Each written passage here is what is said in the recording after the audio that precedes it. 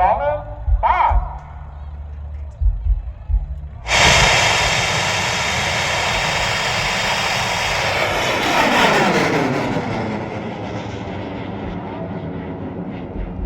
ไ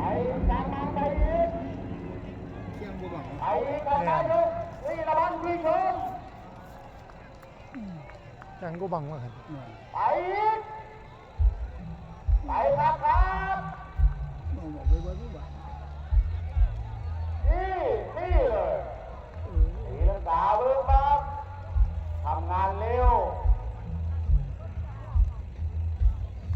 โมบักมองบอกจะควนนี่แหละยินแมนบอ แมน นี่แบบเขาไปจูดอยู่บันหน้าแต่เลยบังกัน300 ก้อนนี่เป็นคนเอาไว้ตั้งมังเลยบ่อล่างนะครับบ่อเกี่ยวบ่อเดินขึ้นเตานะครับเป็นลงไปที่ใจสั่นๆนะครับ มา แต่ว่ากะว่างหางไว้ในตำแหน่งที่งามนะครับ